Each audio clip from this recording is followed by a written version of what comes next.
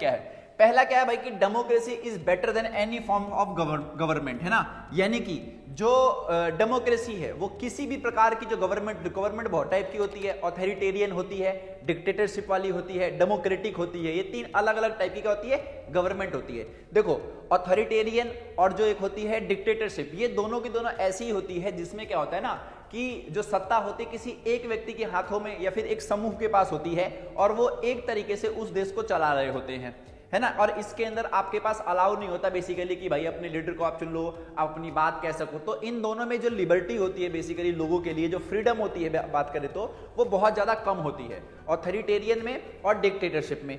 एक देश और चलता है, वो चलता है भाई रिलीजियस तरीकों से, यानी कि जब जो धार्मिक नियम होते हैं ना उसके तरीके से भी चलता है। तो तीन तो ये होते हैं। चौथा वाला होता है आपका भाई डेमोक्रेटिक, ठीक है। तो जो डेमोक्रेटिक गवर्नमेंट है इन तीनों से बेहतर क्यों है, ये क्वेश्चन आपका रखा है। क्वेश्चन नहीं मतलब ये टॉपिक है। तो देखो भाई, सबसे पहला क्या है इसका कि भाई डेमोक्रेटी जो होती है, फिर जो डेमोक्रेसी जो होती है वो क्या करती है? लोगों के भीतर इक्वेलिटी क्या करती है? प्रमोट करती है। अब जैसे मान लो भाई भारत है, इस भारत में, भारत जो आपका है एक डेमोक्रेटिक देश है।